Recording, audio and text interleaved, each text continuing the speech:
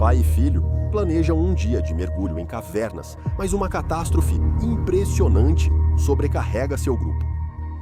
Busca desesperada por saída termina em devastação. Este é o colapso fatal da tragédia de Manatee Springs. Em 14 de março de 2022, os amigos Sam e Henry decidiram testar suas habilidades de mergulho no sistema de cavernas de Manatee Springs. Eles mergulhavam juntos há anos e tinham o certificado de introdução ao mergulho em cavernas. Nesta viagem, os rapazes levaram seus pais para uma aventura de mergulho na Flórida. O Manatee Springs, conhecido local de mergulho, possui uma piscina alimentada por uma nascente clara, ideal para mergulhadores em águas abertas. Havia 3 outros sumidouros que serviam como entradas para as cavernas abaixo: Catfish, Hotel, Sue's Sink e Friedman's Sink eram todas áreas de sumidouros, onde a superfície havia desabado há muito tempo para criar uma piscina aberta que levava a túnel da caverna abaixo. O túnel se estendia por milhares de pés, mas apenas o final tinha as piscinas de entrada para os mergulhadores. O sistema de cavernas era conhecido como um sifão, porque a água fluía como um rio de um ponto de entrada distante até sair como uma nascente natural na principal fonte de Manatins. Devido ao fluxo de água, os mergulhadores de cavernas costumavam entrar em um local e sair em outro a jusante. Esse tipo de mergulho, chamado de travessia, é mais arriscado devido ao desafio adicional de conhecer 2 caminhos distintos. O que torna particularmente difícil, em uma caverna inexplorada, é que os túneis não se parecem com sua representação em um mapa. Os desenhos simples, geralmente guias para mergulhadores, não revelam a real complexidade dos tetos, paredes, saídas falsas e caminhos divididos. O que parece ser uma abertura clara acima pode, na verdade, ser uma passagem estreita, bloqueada por rochas. Um mergulhador experiente é necessário para guiar um iniciante, indicando pontos de referência e áreas de risco. O Parque Estadual Manatee Springs exige certificação completa para mergulho em cavernas e mergulho com alguém com experiência prévia em Manatee para entrar na parte da Caverna das Nascentes. O grupo de 4 mergulhadores certificados estava animado com o desafiante sistema de cavernas. Isso indicava que eles concluíram metade do treinamento e buscavam mais experiência nesse nível antes de tentar a certificação completa. O plano é ótimo, mas pode ser complicado para os mergulhadores antes de obterem a certificação completa. Pode ser difícil resistir à tentação de mergulhar além do seu treinamento e certificação. Os rapazes assistiram vídeos no YouTube sobre a travessia das cavernas de Manatee Springs e estavam animados para tentar. Infelizmente, todo esse sistema seria classificado além de sua certificação. Entrar em um sifão ou mergulhar com uma travessia eram reservados apenas para mergulhadores certificados. Contudo, Sam e seu pai Robert, assim como Henry e seu pai John, estariam excedendo os limites ao fazer um mergulho de travessia em um sifão. O maior medo deles era terminar acidentalmente a travessia em Manatee Springs. Este final do caminho de mergulho em cavernas foi considerado um pouco traiçoeiro ao longo dos anos. Quando o nível da água estava alto, a corrente era um sifão poderoso e inevitável. Uma vez pego pela corrente, você era empurrado inevitavelmente em direção à saída. O fluxo, descrito como uma mangueira de incêndio, tem sido emocionante, principalmente para mergulhadores treinados. Mas este buraco de saída é pequeno, e às vezes muito pequeno. O fluxo da água pode depositar rochas e sedimentos ao redor da abertura, ou desmoronamentos na piscina acima podem alterar os detritos ao redor da saída do buraco. Apenas 3 anos antes, em 2019, um mergulhador chinês, chamado Zhou Min, sofreu um fim devastador para uma incrível viagem de mergulho.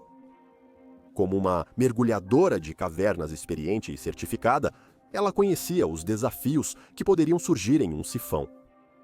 A corrente era tão forte que ela foi empurrada pelo buraco de saída, ficando completamente presa. Ela foi pressionada com uma força implacável que a impedia de se libertar. Jomi morreu presa no pequeno buraco que leva a Manatee Spring. Um esforço desesperado para libertá-la falhou completamente. Eles estavam muito cientes do perigo e planejavam deixar o sistema antes da pressão na principal nascente. Nas áreas de natação dos sumidouros, existem placas de aviso colocadas no fundo para desencorajar os mergulhadores regulares a explorar além das áreas de águas abertas. O mergulho em cavernas é uma modalidade que requer certificação avançada em diversos níveis antes de atravessar um sifão e navegar sozinho, mas mesmo esse treinamento extensivo não garante completamente a segurança do mergulhador. Robert, Sam e seus amigos John e Henry estavam equipados e prontos para ir com seus tanques de ar laterais. Cada pessoa teria 2 tanques de ar, o que deveria ter sido mais do que suficiente para o mergulho que eles haviam planejado. Cada tanque estava cheio, com 3.800 libras por polegada quadrada. O mergulho deles seria a uma profundidade de 100 pés, o que equivale a 4 atmosferas de pressão. Isso significa que o ar nos tanques seria comprimido para 1/4 do volume, sendo usado 4 vezes mais rápido do que na superfície. Todos carregavam fontes de luz primárias e secundárias, além de computadores de mergulho para monitorar profundidade, frequência cardíaca, movimento e tempo. Cada pai também levava uma câmera com um grande holofote para filmar o mergulho. Eles estavam totalmente preparados, com ótimo equipamento e preparação minuciosa. Eles não faziam ideia do que os aguardava dentro daquela caverna enganosa. Às 11h17 da manhã, Sam e Henry tomaram a dianteira e seus pais os seguiram ao entrarem na entrada em Freedman's Sink. Este era um ponto de entrada comum para a travessia, porque a água fluía desta entrada para as próximas 2 paradas, Sioux Sink e Catfish Hotel, antes de terminar na principal fonte de Manatins. O fluxo da água levava os rapazes em uma corrente suave, reduzindo o esforço necessário para percorrer os 1.700 pés entre Freedman's e Catfish Hotel, onde pretendiam sair. Eles aproveitaram os primeiros 975 pés do mergulho e encontraram a linha que levava à saída de Sioux Sink. A linha de subida estava amarrada discretamente em uma pedra ao lado. A saída era apenas para emergências, sendo um acampamento perto da água, não preparado para mergulhadores. Eles perceberam a fraca luz vinda de cima, da fina corda, que descia próximo à linha principal. Eles sabiam que a próxima parada seria o Hotel Catfish, em pouco mais de 700 pés. Eles se moviam em um ritmo razoável e não haviam consumido muito ar até então. Eles sentiam mais confiança ao passar pelo sifão, marcando outro ponto em seus cintos de mergulho. Enquanto prosseguiam, Sam subitamente alcançou o final da linha principal. Apenas parou. Eles nunca tinham visto a linha que levava ao Catfish Hotel, o que era realmente confuso. Os mergulhadores alcançaram os homens que verificavam se algo havia sido perdido. John nadou até o teto do túnel, procurando uma luz que indicasse a saída. Eles viram. Nada. Ele estava a um comprimento de corpo da linha principal, o máximo que poderia se aventurar sem ficar preso. Um momento de desconforto os atingiu simultaneamente. As coisas não estavam indo conforme o plano, e eles realmente não tinham certeza de onde estavam. Robert escreveu em suas notas molhadas peixe-boi, questionando se eles tinham nadado acidentalmente até o final, arriscando serem espremidos pelo pequeno buraco que levava à nascente. Com o plano interrompido, as duplas de pai e filho se uniram e decidiram retornar. Ou eles tinham perdido a linha até o Catfish Hotel, ou confundido com o Sioux Sink por engano. De qualquer forma, eles não seguiriam em frente sem linha, e a saída mais próxima que eles conheciam estava atrás deles.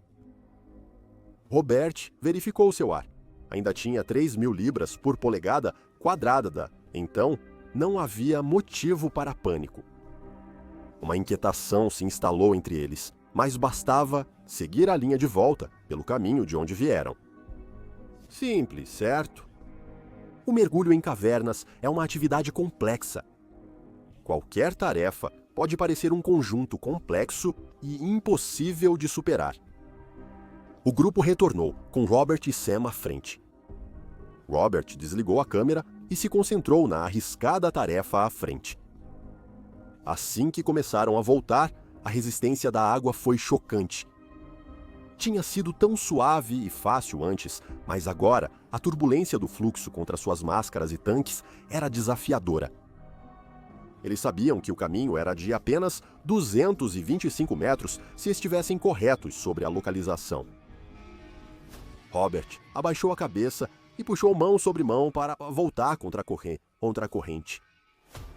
Seu coração disparou a 175 batimentos por minuto e sua respiração triplicou.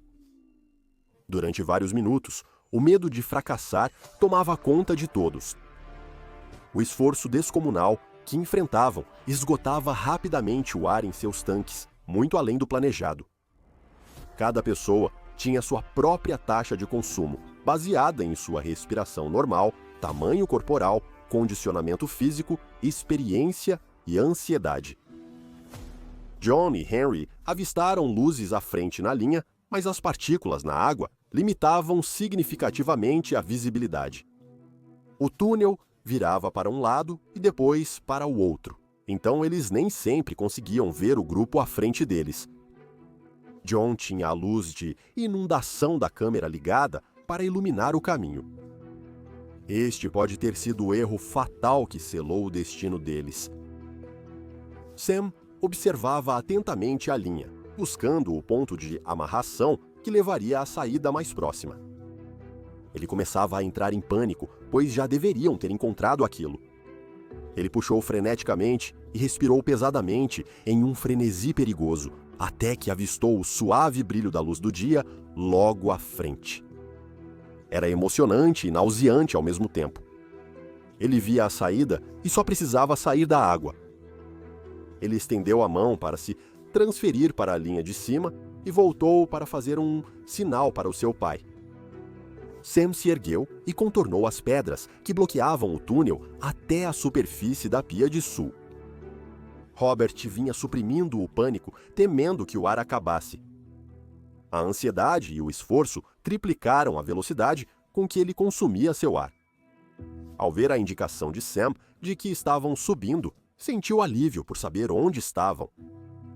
Ao se puxar para cima na linha, ele sinalizou para Henry que este era o salto que levava à saída. Ele via a luz brilhante da câmera de John e sentia-se bem, sabendo que todos teriam uma história para contar quando isso acabasse. John manteve a luz da câmera apontada para a frente, esperando ver a corda que indicava a saída. Ele lutava contra a correnteza, observando as nadadeiras do filho à frente. Ele também sentia o pânico e queria que Henry se apressasse, então empurrou suas pernas para incentivá-lo a acelerar. Ambos sabiam que o esforço extra e o estresse estavam consumindo o ar mais rápido do que o planejado, mas haviam trazido uma quantidade excessiva de ar e estavam confiantes de que isso os levaria até a saída. Henry baixou a cabeça e puxou a corda cada vez mais rápido. Seu pai continuou empurrando suas pernas, achando que ele precisava se mover mais rápido. Era angustiante. Ele precisava procurar cuidadosamente a corda de saída para sair, mas também tinha que se apressar e se mover o mais rápido possível.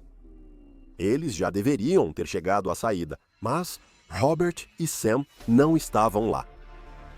Henry estava realmente em pânico agora. Ele sabia que se nadassem além da saída em Freedman's, estariam em um abismo sem fim, sem outra saída. Ele puxou e puxou contra a corrente, com seu pai agarrando suas pernas de tempos em tempos, pensando ser um incentivo para se mover mais rápido. O que não sabiam era que a luz de inundação da câmera do pai apagava o fraco indício de luz da abertura acima. A visibilidade da linha de subida foi bloqueada por rochas ao nadar contra a corrente, e eles não a viram. Robert e Sam emergiram na Pia de Sul às 12 horas. Era um lago desconhecido, mas eles estavam muito gratos por respirar o ar e estar livres dos túneis da caverna. Alguns minutos se passaram e então mais alguns. Mesmo assim, não havia sinal dos amigos. Eles devem ter levado cerca de 3 minutos para chegar. Mas eles nunca conseguiram. Sam quis mergulhar de novo para procurá-los, mas Robert insistiu que saíssem da água e ligassem para o 911. Se algo estivesse errado, os 2 mergulhadores exaustos seriam de pouca ajuda para John e Henry, com seus próprios tanques de ar quase vazios. Eles precisavam de mergulhadores descansados com tanques de ar cheios. Henry e John passaram 20 minutos agonizantes nadando e buscando freneticamente, esgotando seu suprimento de ar, sentindo que poderiam ficar presos naquele túnel de água. Cada enseada promissora no teto lhes dava esperança, mas a decepção voltava quando era apenas uma falsa cúpula. Henry ficou frenético ao ver o brilho da luz vindo da pia de Freedman. Ele correu à frente para a linha de subida e olhou para trás, vendo a luz da câmera de seu pai. A luta desesperada de Henry por uma saída acabou, e ele emergiu à superfície aliviado e confuso. O que aconteceu com as outras linhas de subida no Sui Sink e no Catfish Hotel? Ele não entendia o que tinha dado errado. Ele queria conversar com o pai sobre isso, mas este demorava muito para subir a linha. Era 12h20 e eles estavam na água há pouco mais de 1 hora.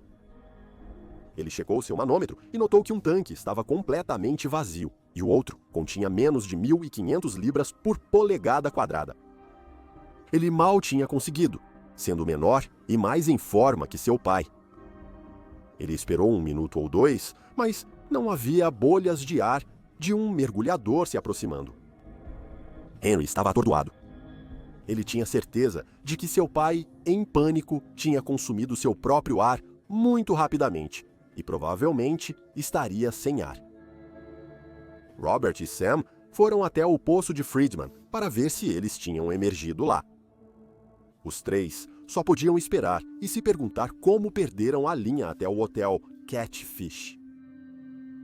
O que eles não sabiam era que não havia linha indo até o hotel Catfish.